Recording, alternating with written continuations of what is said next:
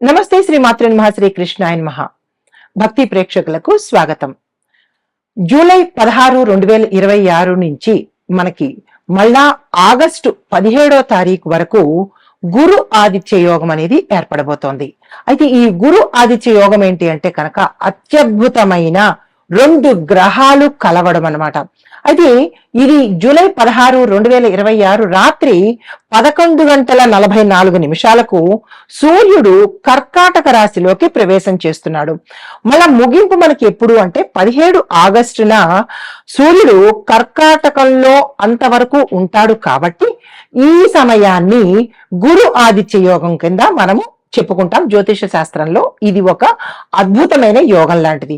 అయితే ఈ సమయంలో కర్కాటక రాశిలో ఉచ్చ స్థితిలో ఉన్నటువంటి గురుగ్రహము సూర్యుడితో సంయోగం చెందడం వల్ల విశేషమైన శక్తి, ప్రభావము, యోగాలు అన్ని కలిగేందుకు అవకాశాలు ఉంటాయి.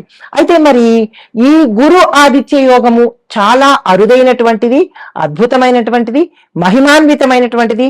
సకల యోగాలు ఇక్కడి నుంచి మనకి ప్రారంభమవుతాయి. అయితే మరి ఈ గురు ఆదిత్య యోగం మనకి ఎలా ఉంటుంది అంటే దీని దేశ కాలమాన పరిస్థితులను బట్టి ఒక మనుషులకైనా కాదు, దేశంలో దేశానికి ఆర్థికంగాను, న్యాయపరంగాను, రాజకీయ, వ్యవసాయ, వ్యాపార, ఐటీ, విద్యా రంగాల మీద కూడా ఈ యొక్క ప్రభావము పడేందుకు అవకాశాలు ఉన్నాయి. ఈ గురు ఆదిత్య సంయోగంలో, ఈ యోగంలో జ్యోతిష శాస్త్రంలో మనకి గురువు శాస్త్రము, జ్ఞానము, సంతానము, దైవానుగ్రహము, ధర్మానికి సంబంధించిన కారకుడు. అయితే మరి సూర్యుడు ఏమిస్తాడు? అధికారము, ఆత్మబలము, నాయకత్వ లక్షణాలు, రాజసత్వానికి సూచన. 2 అద్భుతమైన గ్రహాల కలయిక. అయితే ఈ ఇద్దరు ఒకే రాశిలో కలిసినప్పుడు ఆ వ్యక్తికి విపరీతమైనటువంటి రాజయోగము, గౌరవము, పదవులు, ఆర్థికాభివృద్ధి, ఆ వ్యక్తిలో ఆత్మవిశ్వాసము, మంచి నిర్ణయ శక్తులు ఇలాంటివన్నీ కలిగేందుకు అవకాశం ఉంటుందని మనకి జ్యోతిష శాస్త్రంలో చెప్పబడింది. అయితే ఈసారి గురువు కర్కాటకంలో ఉచ్చ స్థితిలో ఉన్నాడు. అది కూడా బలమైన స్థితిలో ఉండడం మూలంగా ఈ యోగం యొక్క ప్రభావము మరింత బలంగా ఉండేందుకు అవకాశాలు ఉన్నాయి. అయితే జ్యోతిష సంప్రదాయ ప్రకారము ఈ వ్యక్తిగతంగా ఎవరైతే జాతకుడు ఉంటాడో ఆ జాతకుడికి ఆ యొక్క దశ, భుక్తి, లగ్నము, ఇతర అంశాల మీద కూడా వీటి యొక్క ప్రభావం అనేది కనబడుతూ ఉంటుంది. అయితే మరి దేశ పరిస్థితులు ఎలా ఉండబోతున్నాయి అంటే విద్య, పరిశోధన, సాంకేతిక రంగాల్లో పురోగతి కనిపించే అవకాశం కనబడుతోంది. ప్రభుత్వ నిర్ణయాలు ప్రజాహితానికి సరిపడేట్టుగా ప్రజల హితం కోరినటువంటి అంశాల మీద దృష్టి పెట్టడం జరుగుతుంది. ఇంకా రియల్ ఎస్టేట్, నిర్మాణ రంగము, విద్య, ఆరోగ్యము ఈ అంశాలకు సంబంధించిన వాటికి కొంత ఇబ్బందికరమైన సూచనలు గోచరిస్తున్నాయి. మరి వ్యవసాయదారులకు చూసుకున్నట్టయితే కనుక వర్షాల మీద ఆధారపడేటటువంటి కొన్ని ప్రాంతాల్లో చక్కని పంటలు పండుతాయి. బంగారంలా ఉండబోతుంది. రైతులకు మంచి ఊతంలాగా ఉంటుంది. అయితే మరి ధార్మిక కార్యక్రమాలు, దేవాలయాల్లో పూజలు, గురు పూజలు, ప్రజలలో భక్తి అనేది కొంచెం ఎక్కువయ్యే సూచనలు కనబడుతున్నాయి. అయితే ఈ యొక్క ప్రభావాలు ఒక కర్కాటక రాశి వారికేనా లేదా అంటే 12 రాశుల వారికి ఎలా ఉండబోతోంది అనే అంశంలో తదుపరి రాశి సింహరాశి. ఈ రాశి వారికి గ్రహస్థితి గురు ఆదిత్య యోగంలో ఎలా ఉండబోతోందంటే 12వ భావంలో ఈ యొక్క ప్రభావం కనబడుతోంది. ఈ యొక్క ప్రభావ ఫలితాలు విదేశాలు, ఆధ్యాత్మిక ఖర్చులు, రహస్య విషయాలు, నిద్ర, దూర ప్రయాణాలకు సంబంధించినటువంటి స్థానం ఇది. అది గురువు జ్ఞానాన్ని, ధర్మాన్ని పెంచుతాడు. సూర్యుడు మీ యొక్క ఆ రాశికి అధిపతి యొక్క గ్రహం కావడం మూలంగా మీ యొక్క యోగము ఆత్మ పరిశీలన, కొత్త అనుభవాలు, దూర అవకాశాలు తెచ్చిపెట్టే సమయము ఈ గురు ఆదిత్య యోగం వల్ల వస్తుంది. మరి ప్రధాన ఫలితాలు ఎలా ఉండబోతున్నాయి? సింహరాశి వారికి ఈ కాలంలో విదేశీ అవకాశాలు, ఆధ్యాత్మిక అభివృద్ధి, దీంతో పాటు కొత్త కొత్త అనుభవాలతో పాటు పాత సమస్యలు ఇక పరిష్కారం అయిపోతాయి. కోర్టు కేసులు కావచ్చు, లేదా భార్యాభర్తల సంబంధాలు కావచ్చు, ఏది ఏమైనప్పటికీ కూడా పాతవి మీకు ఇబ్బంది కలిగే సమస్యలు ఈ సమయంలో పరిష్కార మార్గానికి వస్తాయి. అయితే మరి ఉద్యోగస్తులకు చూసుకున్నట్టయితే కనుక మీ యొక్క ఉద్యోగంలో స్థాన చలనాలు గోచరిస్తున్నాయి. ఉన్న ప్రదేశం నుంచి వేరే ప్రదేశంకి వెళ్ళడం కానీ, ఉన్న స్థానం నుంచి వేరే స్థానానికి వెళ్ళడం కానీ జరిగే అవకాశాలు కనబడుతోంది. కొంతమంది విదేశాలు కూడా వెళ్ళవలసిన పరిస్థితి ఈ సమయంలో కనబడుతోంది. మల్టీనేషనల్ సంస్థలకి చేస్తున్న వారు లేదా దానికోసం ప్రయత్నం చేసే వారికి ఈ సమయము అత్యంత అద్భుతంగా ఉంది. వెనక ఉండి పని చేసే వారికి కూడా, అంటే బ్యాక్ అండ్ వర్క్ చేస్తూ ఉంటారు కదా, వారికి కూడా ఈ సమయంలో గుర్తింపు, ఆదాయము, పేరు ప్రఖ్యాతలు వచ్చే అవకాశం కనబడుతోంది. పరిశోధన, ఆసుపత్రులు, విదేశీ సంబంధాలకు సంబంధించినటువంటి రంగాలలో ఉన్న వారికి ఈ సమయంలో అద్భుతమైన యోగం కనబడుతోంది. అభివృద్ధి గోచరిస్తోంది. మరి ఎక్కడ జాగ్రత్తగా ఉండాలి మీరు అంటే, కార్యాలయంలో మీ యొక్క ప్లాన్స్ ను ఎవరితోనూ షేర్ చేసుకోకండి. మీరు ఏం చేయబోతున్నారు అనే అంశాన్ని ఎవరికి చెప్పకుండా చేసిన తర్వాత చెప్పే ప్రయత్నం చేయండి. ముందుగా ఎవరికి చెప్పే ప్రయత్నం చేయకండి. మరి ఐటీ ప్రైవేట్ రంగం చూసినట్టయితే కనుక విదేశీ ప్రాజెక్టులు, ఆన్లైన్ పనులు, ఆన్లైన్ వ్యాపారము, రిమోట్ ఏరియాల్లో పనిచేసేందుకు అవకాశాలు ఎక్కువ కనబడుతున్నాయి. సాఫ్ట్వేర్ టెక్నాలజీ నేర్చుకోవడానికి ఈ సమయం చాలా అద్భుతంగా ఉంది. ఆ దిశగా ప్రయత్నం చేయండి. విదేశీ క్లయింట్లతో మీరు సత్సంబంధాలు ఏర్పరచుకోవడానికి లేదా వారితో లావాదేవీలు మాట్లాడుకోవడానికి ఈ సమయం బాగుంది. ఏ చిన్న పొరపాటు జరిగినా మొదటికి మోసం వచ్చే అవకాశం కనబడుతోంది. ఈ రాశిలో ఉండేవారు, విదేశీ సంబంధాల కోసం ప్రయత్నం చేసేవారు జాగ్రత్తగా ఉండే ప్రయత్నం చేసుకోండి. వ్యాపారస్తులకు చూసుకున్నట్టయితే కనుక ఫారెన్ ట్రేడ్ అంటే విదేశీ వ్యాపారాలు, ఎక్స్పోర్ట్ అండ్ ఇంపోర్ట్, దిగుమతి ఎగుమతి రంగాలలో మంచి అవకాశాలు వస్తాయి. అందుకునే ప్రయత్నం చేయండి. కొత్త మార్కెట్లను ఒకసారి పరిశీలన చేయండి. మీ ప్రోడక్ట్ ని రిలీజ్ చేసేటప్పుడు, లాంచ్ చేసేటప్పుడు లేదా స్థాపించేటప్పుడు కొద్దిగా జాగ్రత్తలు తీసుకుని ముందుకు తీసుకెళ్లే ప్రయత్నం చేయండి. పెట్టుబడులు చేసేటప్పుడు మాత్రము చాలా జాగ్రత్తగా ఉండండి. కంపెనీ విషయాలు, కంపెనీ బ్రోచర్స్, కంపెనీ తాలూకా డీటెయిల్స్ తీసుకుని పెట్టుబడులు పెట్టే ప్రయత్నం చేయండి. ఆ పెట్టుబడుల్లో కూడా లాంగ్ టర్మ్ కి ప్లాన్ చేసే ప్రయత్నం చేసుకోండి. ఆర్థిక పరిస్థితి చూసినట్టయితే కనుక ఆదాయం ఉన్నప్పటికీ కూడా మీకు ఆదాయం కన్నా ఖర్చులు ఎక్కువ పెరగడంతో పాటు ఆకస్మిక వైద్యానికి సంబంధించి, ప్రమాదాలకు సంబంధించిన ఖర్చులు ఎక్కువగా రావాల్సిన పరిస్థితి ఏర్పడుతోంది.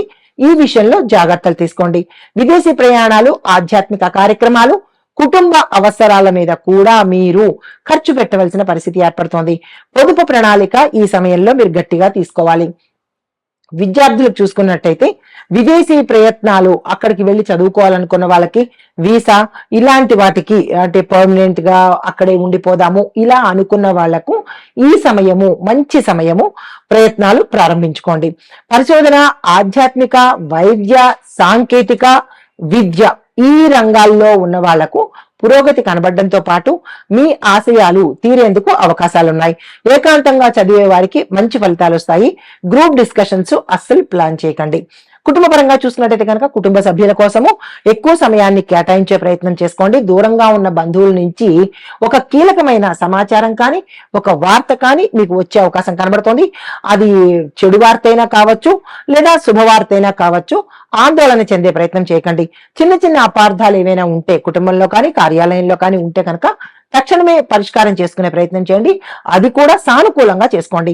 వివాహము, సంబంధాలు ఈ అంశంలో చూసినట్టయితే జీవిత భాగస్వామితో మీరు చాలా ఓర్పుగా, నేర్పుగా మాట్లాడే ప్రయత్నం చేయాలి. విదేశాల్లో ఉన్న వారికి వివాహానికి సంబంధించిన అవకాశాలు వస్తాయి. అందుకునే ప్రయత్నం చేసుకోండి.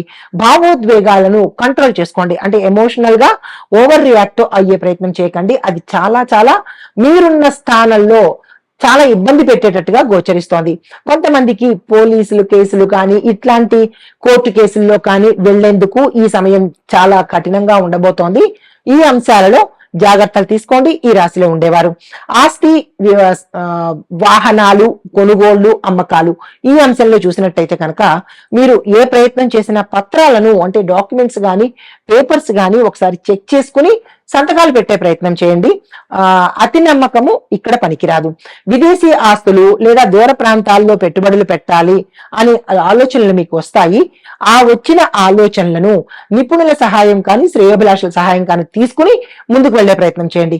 తొందరపాటు నిర్ణయాలు, తొందరగా అంటే మొహమాటానికో లేదా తొందరతనంతోనో నిర్ణయాలు తీసుకోవద్దు. అలా తీసుకుంటే కనుక కొంతకాలం పాటు, అంటే ఒక 12 సంవత్సరాలు కానీ 8 సంవత్సరాలు కానీ 8 నుంచి 12 ఈ సమయం వరకు మీరు ఇబ్బంది పడవలసిన పరిస్థితి ఏర్పడుతోంది.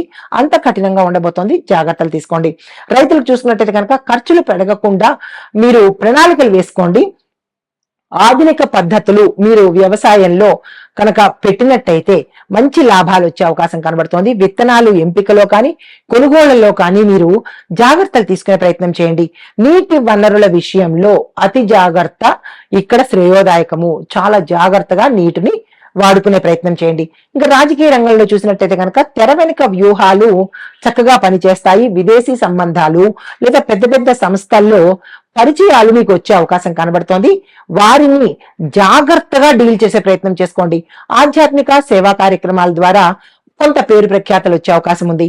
కళారంగంలో ఉన్న వాళ్ళకి, యూట్యూబర్లు, మీడియా రంగంలో ఈ రంగాల్లో ఉన్న వాళ్ళకి ఆధ్యాత్మికము, జ్ఞానము, ప్రయాణాలు, రహస్య విషయాలు, ఈ 4 అంశాలకు సంబంధించినటువంటి కంటెంట్స్ కనుక మీరు ప్రిపేర్ చేసుకోవడం కానీ లేదంటే షార్ట్స్ తీయడం కానీ ఇట్లాంటివి చేసినట్టయితే కనుక మంచి ప్రజాదరణతో పాటు మీకు విశేషమైన పేరు ప్రఖ్యాతలు కూడా వచ్చే అవకాశం కనబడుతోంది.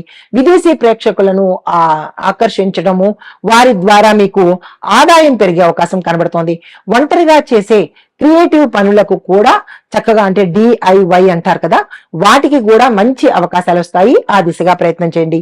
మరి ఇంకా జాగ్రత్తలు ఏం తీసుకోవాలంటే కనుక అనవసరమైన ఖర్చులు తగ్గించుకోండి.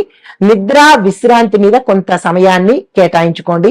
ఎవరి మాటనైనా నమ్మే ముందు, వినే ముందు జాగ్రత్తలు తీసుకోండి. ఓవర్ గా రియాక్ట్ అయ్యే ప్రయత్నం చేయకండి.